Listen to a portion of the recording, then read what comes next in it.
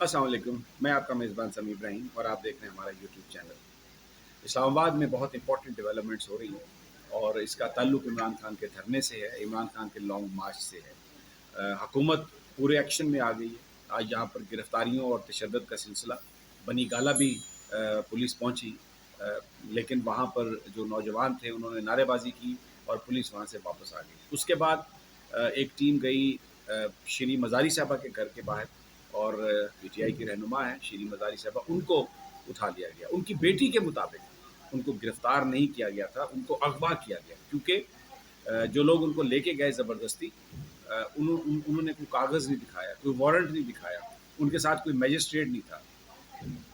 और बाद में हुकूमत और पहले तो ये भी खबरें आई कि मुबैना तौर पर कुछ मर्द हजरात भी साथ थे उन खवातीन के, और उन्होंने श्री मज़ारी को ड्रैग भी किया, उन पर मुबैना तौर पर तशद्दुद भी किया। लेकिन जो वीडियो रिलीज़ की गई है उनकी गिरफ्तारी की, उसमें खवातीन अहलकार उनको पकड़ के खींच रही हैं, वो कह रही हैं डोंट टच मी, और वो रेजिस्ट करती हुई नज़र आ रही है। 44 सेकंड का ये क्लिप है।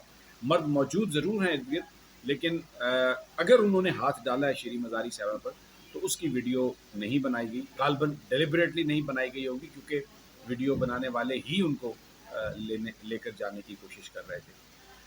बताया ये गया है कि उनके खिलाफ एक इंक्वायरी की गई डेरा गाजी खान में, एंटी करप्शन ने। 8 अप्रैल को शायद कोई कंप्लेंट थी, और फिर असिस्टेंट कमिश्नर ने जो राजनपुर के उस इंक्वायरी को ऑथोराइज़ किया। मिड अप्रैल में उनके खिलाफ एफआईआर दर्ज कर ली गई। लेकिन एक बड़ा सवाल ये है कि ये कैसी इंक्वायरी है कि जिसके खिलाफ इंक्वायरी की जा रही है, जिसके ऊपर इल्ज़ाम है, उससे कोई बात नहीं की गई, उससे कुछ पूछा नहीं गया। तो उस इंक्वायरी के इंडिपेंडेंट होने के और ऑब्जेक्टिव होने के तकाजे फिर कैसे पूरे किए गए?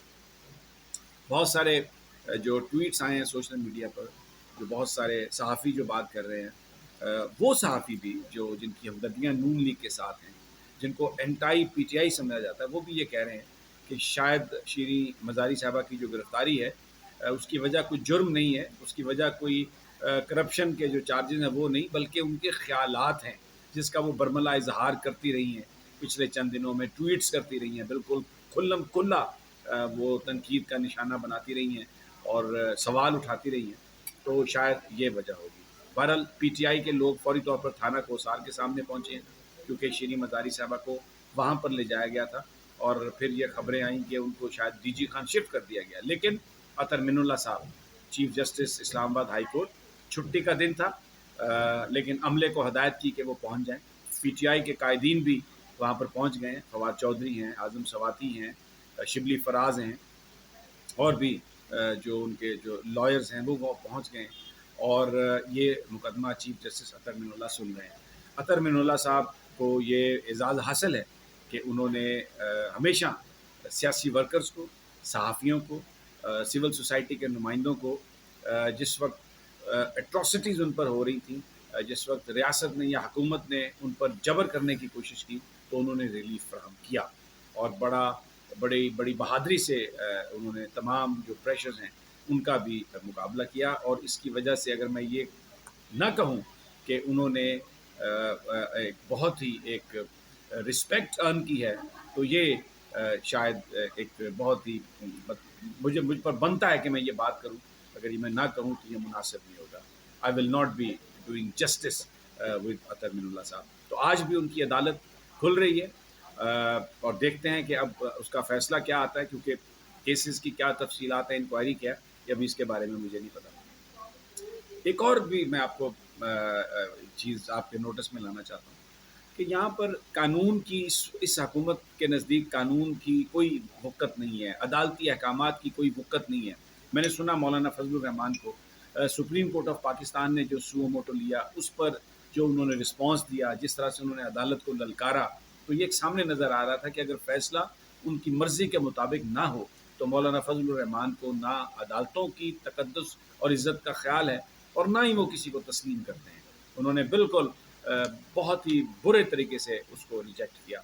लेकिन जो लाहौर इस्लामाबाद हाई कोर्ट के जो अहकामात है चीफ जस्टिस अतर मिनुल्लाह साहब के, मसलन मैं प्रोटेक्टिव बेल पे हूँ इस्लामाबाद में 26 तारीख तक, लेकिन एक टीम आ गई है जो मुझे ढूंढते फिर रही है। باوجود اس کے کہ میری ضمانت ہے they want to arrest me. Charges کیا ہیں بتانے کے لیے تیار نہیں ہیں. ہم نے ریکویسٹ کی تھی عدالت سے کہ جس طریقے کا آپ نے ریلیف دیا ہے پی ٹی آئی کی لیڈرشپ کو کہ ان کے خلاف جب مدینہ منورہ کا واقعہ ہوا تو مختلف تھانوں میں ایف آئی آرز درج ہونا شروع ہو گئی تھی. تو چیف جسٹس اطہر امین اللہ صاحب نے ہدایت کی تھی فیڈرل گورنمنٹ کو کہ وہ انشور کرے کہ اس طرح کے مزید مقدمات درج نہ ہوں کیونکہ یہ پولیٹیکلی موٹیویٹڈ مقدمات ہیں. ہم نے بھی یہی ریلیف سیکھ کیا تھا کیونکہ جو ایف آئی اے نے آرڈر کیا تھا میرے لیے اور ارشد شریف کے لیے اس کو فلاؤٹ کرنے کے لیے اٹک میں ایک ایف آئی آر درج میرے خلاف کر لی گئی. ارشد شریف کے خلاف حیدرآباد میں ایک ایف آئی آر درج کر لی گئی. عدالت کے نزدیک جو ریلیف پی ٹی آئی کو دیا تھا وہ شاید اس لیے انہوں نے دیا کہ وہ ایک پولیٹیکل پارٹی تھی.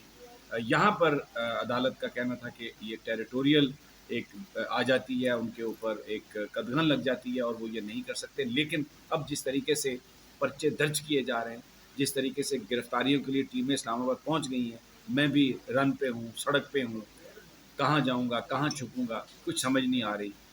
اسی طرح ارشد شریف بھی کہاں جائے گا, کس طرف چھپے گا, جا کے کس کے پاس ریلیف کے لیے جائے گا, وہ بھی ایک کہانی ہے. صابر شاکر باہر بیٹھا ہوا ہے, وہ وطن واپس نہیں آ پا رہا اس لیے کہ اس کے خلاف ایف آئی آر درج ہے.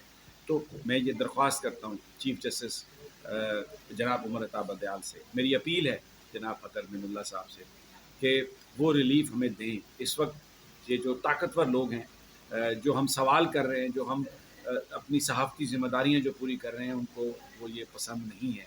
اور آپ لوگوں کی عدالتوں کی معزز عدالتوں کے احکامات کو ہوا میں اڑایا جا رہا ہے. ان کے احکامات کے باوجود گرفتاریوں کے لیے یہ کون لوگ ہیں, کہاں سے آئے ہیں, ہمیں نہیں پتہ, لیکن ڈھونڈتے پھر رہے ہیں اور ہمیں گرفتار کرنا چاہتے ہیں ہر قیمت پر. یہ میں اس لیے نوٹس میں لا رہا ہوں.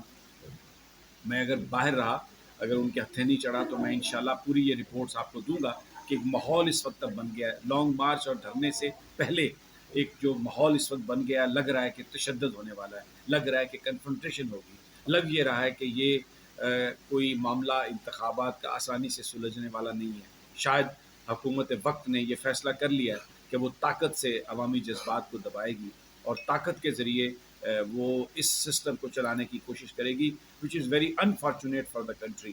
ہمارا کام صحافت ہے, قانونی تقاضوں, آئینی تقاضوں اور اپنی حدود و قیود میں رہ کر ہم اس کی نشاندہی کرتے ہیں. اگر کہیں پر کوئی ایکسیسز ہوئی ہیں تو اس کے لیے عدالتی نظام موجود ہے. یہ پکڑنا, یہ اٹھا کے لے جانا, دور دراز تھانوں میں بند کر دینا اور ایک ہی جرم میں بار بار ٹرائی کرنا, سزا دینا, اس کو بہت ہی نامناسب چیزیں ہیں. درخواست ہے میری عدالت عالیہ سے, عدالت عظمیٰ سے کہ وہ اس بات کا نوٹس لیں. میں سپریم کورٹ کے سارے ججز سے اپیل کرتا ہوں کہ اگر کوئی اس کمیونیکے کو دیکھ رہا ہے تو وہ چیف جسٹس صاحب کو لکھیں کہ وہ سو موٹو نوٹس لیں, کیونکہ جو فریڈم آف ایکسپریشن ہے یہ ایک بیسک رائٹ ہے اور ہم صرف اور صرف اپنی عدالتوں کو ہی دیکھ رہے ہیں, وہیں سے ہمیں ریلیف مل سکتا ہے. اور میں یہ دل سے کہہ رہا ہوں کہ فیصلہ بھلے ہمارے حق میں ہو یا نہ ہو, ان عدالتوں پر ہمیں یقین ہے, ان عدالتوں پر ہمیں اعتماد ہے اور ان ججز کی انٹیگریٹی پر ہم بلیو کرتے ہیں. دعاؤں میں یاد رکھیے گا. جلد انشاءاللہ اگر گھومتے پھرتے رہے, باہر رہے, تو آپ سے ملاقات ہوگی اسی وی لاگ کے ذریعے. اللہ نگہبان.